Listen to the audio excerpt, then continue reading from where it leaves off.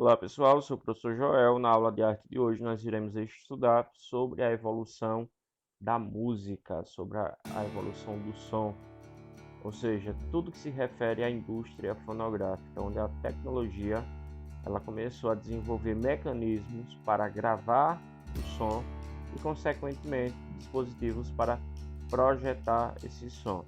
No âmbito da música, isso favoreceu bastante essa modalidade da arte, uma vez que você tem agora como propagar para um público maior por meio destes dispositivos. O primeiro dispositivo que a história vai trazer é o fonógrafo.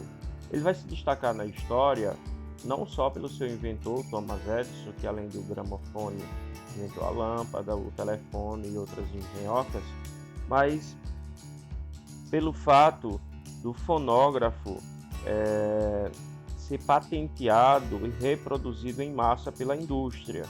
Outros dispositivos criados anteriormente até que tiveram uma certa funcionalidade, mas aí não passaram de invenções com peças em pequenas quantidades, não trazendo assim uma abrangência maior para o público. Então Thomas Edison, de certa forma, foi privilegiado justamente porque a indústria abraçou a ideia e fez a reprodução do seu invento em larga escala. Então, o fonógrafo ele foi anunciado em novembro de 1877, foi mostrado ao público a primeira vez, mostrando assim o seu funcionamento. O aparelho é bem simples, né? Já tinha falado anteriormente. Ele consiste nessa base cilíndrica, movido manualmente. Temos aqui uma manivela onde a pessoa precisa girar e a música ela fica armazenada nesse cilindro aqui, um cilindro metálico. Então, como funciona? Então, para que fosse gravado a música nesse cilindro, a pessoa falaria de frente a essa corneta, né, essa boca de som, e no finalzinho da corneta tem uma membrana que faz vibrar uma agulha que vai cortando, fazendo sulcos nesse cilindro à medida que alguém vai girando. Quando terminar a gravação, então troca-se a agulha, vai colocar agora uma agulha de leitura. Então o cilindro ele tem que ser girado no sentido contrário e o som vai sendo projetado pela corneta de som, tá bom? Para que você tivesse acesso a outras músicas ou até mesmo discursos, você teria que trocar esse cilindro. Então, basicamente, teria uma música para cada cilindro. Com o passar do tempo, os dispositivos de armazenamento de som foram evoluindo e eu trago aqui para vocês o disco de goma laca. Ainda não é o disco de vinil, é um disco mais rústico, de certa forma. Não tinha um grande poder de armazenar muitas músicas e não tinha uma certa flexibilidade, se estragando facilmente com quedas. Então, por conta da sua fragilidade, os fabricantes optaram por outros materiais, criando assim o disco de vinil, que é basicamente um disco feito de policloreto de vinila, que ficou conhecido como disco de vinil ou disco de PVC. Na maioria dos casos, apresentando essa coloração preta, porém na indústria já sabemos que saíram algumas versões coloridas, como disco numa cor azul royal, vermelho, amarelo, enfim, mas isso mais na década de 90. É conhecido como long play, justamente porque ele tem um poder de armazenamento maior do que o disco de goma laca, e aqui no Brasil ele é bem conhecido como LP. Na década de 90, com a introdução do CD, o disco de vinil ele foi perdendo mercado e hoje se tornou peça de colecionador. Com a queda do CD, o vinil está reflorescendo nas gerações atuais, né? Justamente pela sua raridade. É o que me parece, algumas fábricas começaram a fabricar novamente o disco de vinil. Após o disco de vinil, surgiu então a fita de áudio. fita chamada cassete, produzida pela Philips, que trouxe, digamos assim, uma cara nova para a indústria fonográfica. Basicamente uma fita magnética onde se gravava o som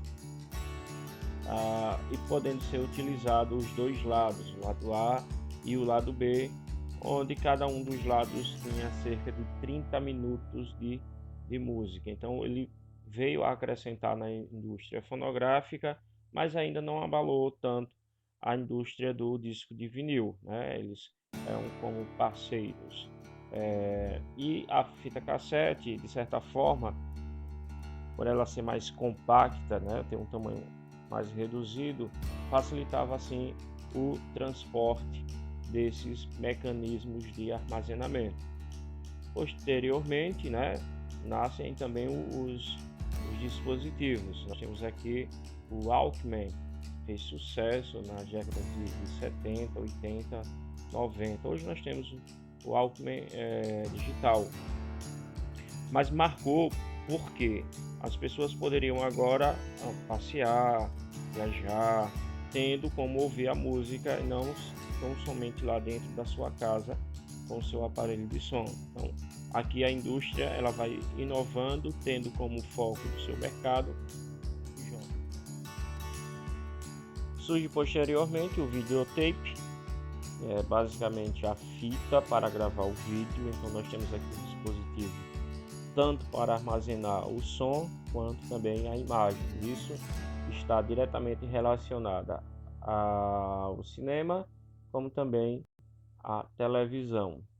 Então o videotape ou a fita para a gravação, ela facilitava a antecipação de programas, de filmes e de novelas, uma vez que era possível fazer assim uma edição das gravações realizadas. Com o passar do tempo, o videotape ele nasceu numa versão caseira, justamente por conta das câmeras de filmagem que foram surgindo no mercado, não mais aquelas voltadas para o cinema ou a televisão, mas sim para que as pessoas pudessem gravar os seus momentos, suas festas, seus passeios. Então ela foi se compactando, nós temos aí na imagem vários tamanhos e durou até um certo tempo. Acredito que até o ano 2000, quando foi surgindo então os dispositivos digitais de gravação, embora que hoje ainda se utilize bastante esse material, mas ele acabou permitindo assim uma gravação prévia de tudo que você quisesse registrar. A indústria ela vai se inovando, trazendo cada vez mais uma aproximação dessas tecnologias com o dia a dia das pessoas, criando assim um aparelho chamado videocassete. Ele antecedeu então o aparelho de DVD, já falaremos dele posteriormente. Então, as gravações feitas, tanto caseiras quanto filmes, você poderia ir numa loja comprar uma fita cassete, uma fita cassete para vídeo, e você levava para a sua casa, podendo assim assistir a hora que você quisesse. Uma briga entre dois campeões de vendagem agita o mercado musical. De um lado está ele, o velho LP conhecido de todos, que com um custo bem menor atrai o consumidor. Em outra prateleira, o adversário, o Compact Disc, ou CD, que promete transformar o velho disco preto em peça de museu. Desde 88, quando começou a entrar no Brasil, o CD vem ocupando cada vez mais espaço no mercado fonográfico, vendendo por ano 14 milhões de unidades. De lá para cá, o vinil, que vendia 120 milhões de cópias por ano, hoje não alcança sequer a metade deste número. Qual o futuro do vinil no Brasil? Eu acredito que o vinil no Brasil ainda tem por volta de 5 anos de existência. Isso em função do alto custo do CD, do produto final, e também pela falta de produção que nós ainda temos no Brasil. Por enquanto, o vinil continua liderando o mercado fonográfico, com 60% das vendas. mas não tem tecnologia suficiente para conter o avanço do disco a laser, que hoje detém 22% do mercado brasileiro. Um pouco atrasada, esta fábrica de vinil, a maior da América Latina, começa a partir do ano que vem a fabricar o CD, aposentando definitivamente estas velhas máquinas de prensa.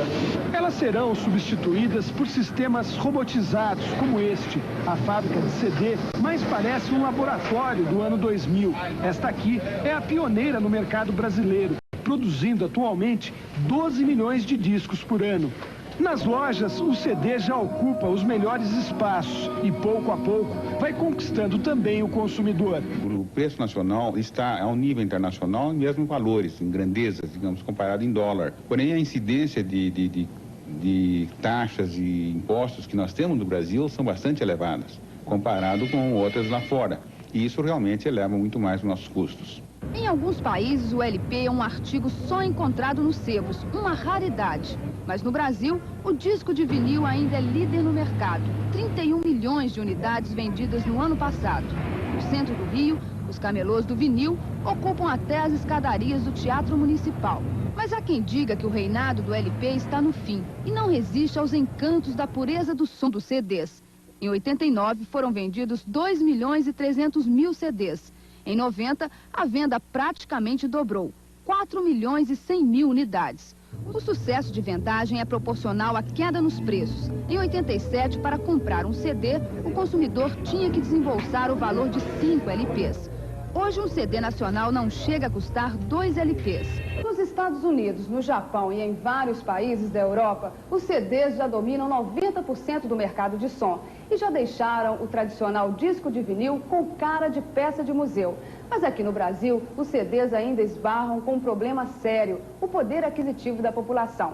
Mas o brasileiro sempre dá um jeitinho. Só aqui no Rio já existem 4 locadoras de CD. Nesta aqui, o cliente tem direito a pagar 4.500 cruzeiros por mês e levar para casa um CD por dia. O dono desta loja colocou todo o estoque de LPs em promoção. Decidiu só vender CDs e videodiscos. O consumidor, que antes só comprava os clássicos, agora está substituindo a coleção de LPs pela pureza do laser. Da MPB ao heavy metal. O CD, hoje em dia, estão reeditando todas as músicas, enfim, que eu ouvi a minha vida inteira, estão sendo reeditados em CD. Aposentando a coleção de vinil? Praticamente, pelo CD. Eu me ri nas coisas boas, né? A tendência do CD é crescer cada vez mais, as vendas têm aumentado, né? E a diferença do LP para o CD é brutal com relação à qualidade, né? A procura do CD é muito maior, né? Em virtude disso, a tendência do LP é morrer. Ninguém sabe ao certo em quanto tempo o CD vai desbancar de vez o LP. Como a tecnologia está sempre mais avançada que a economia, o novo desafio agora para o consumidor é se render não só à fidelidade do som, mas à qualidade da imagem do videodisco.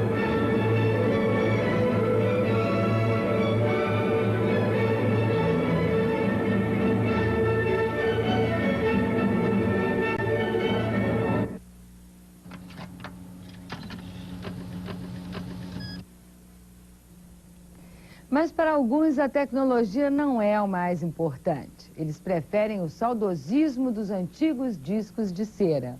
Quem são eles? Os chamados colecionadores. O cearense Miguel Ângelo de Azevedo, mais conhecido como Nirês, coleciona discos de cera há 37 anos. Ele adquiriu a coleção através de compras, trocas e doações. Hoje, Nirês tem 20 mil discos, de 78 rotações por minuto. Todos de música popular brasileira. Ele costuma ouvi-los neste gramofone americano do começo do século.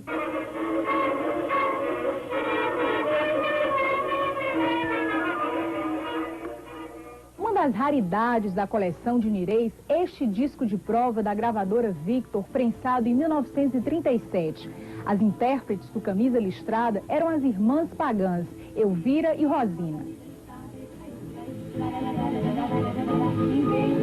Mas o compositor Assis Valente não gostou dessa interpretação e o disco não foi para o mercado. 4 meses depois, Carmen Miranda gravou a mesma composição e o disco foi um sucesso. O colecionador fez um levantamento de todos os discos de 78 rotações lançados no período de 1902 a 1964. Ele é coautor da obra Discografia Brasileira, publicada em 5 volumes. Ireis conta agora com a ajuda de um computador para catalogar todo o arquivo. Se depender dele, pelo menos os discos de cera vão escapar da morte.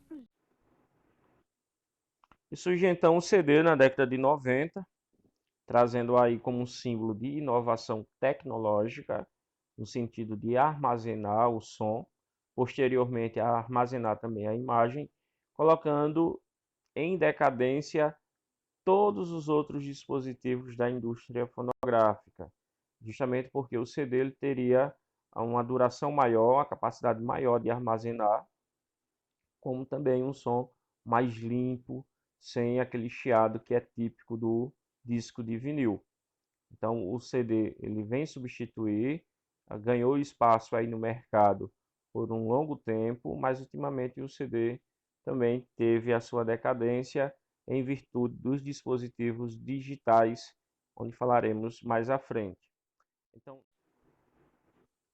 Então, quando surge um novo dispositivo para armazenar, consequentemente já nasce um dispositivo para projetar, para fazer a leitura desse armazenamento. Nós temos aqui duas versões, o Discman, seria uma versão portátil, onde você pudesse carregar esse dispositivo para qualquer lugar, alguns movidos a bateria, outros a pilha alcalina.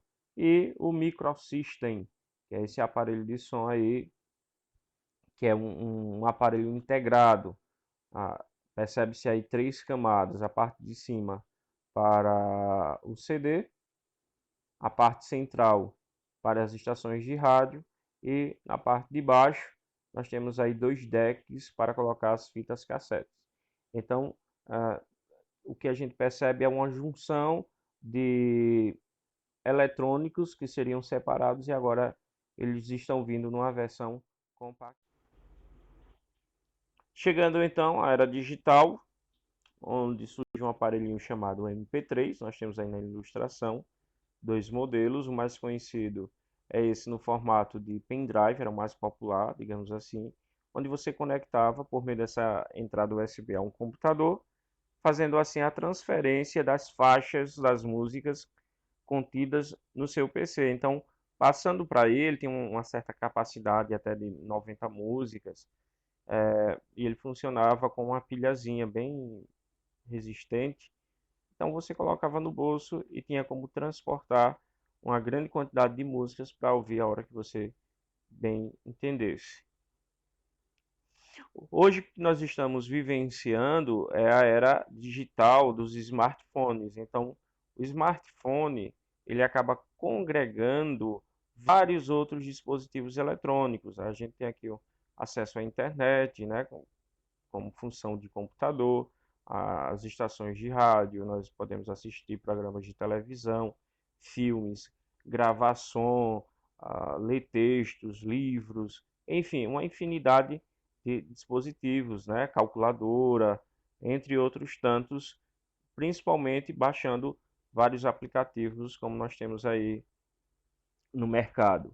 Então, a música ela acaba sofrendo, de certa forma, por conta desses dispositivos, o compartilhamento de dados. E os cantores, eles precisaram se reinventar. Então, nós temos hoje a modalidade dos shows, ou você compra as faixas lá da gravadora. A gente não tem mais uma necessidade de comprar um CD, um LP. Então, você vai lá, acessa X cantor. Então, eu quero somente 2 músicas desse cantor. Você vai lá, paga e recebe os dados no seu smartphone. Então, a indústria fonográfica ela teve que se reinventar constantemente. E hoje, se tratando dos dispositivos digitais de transmissão, recentemente nós temos aí o fenômeno das lives, né, que de certa forma acabou congregando um público maior do que mesmo um show, trazendo assim uma certa acessibilidade do público com a música e, consequentemente, uma boa rentabilidade para esses artistas. Então por hoje é só, espero que tenha ajudado vocês e até o próximo vídeo.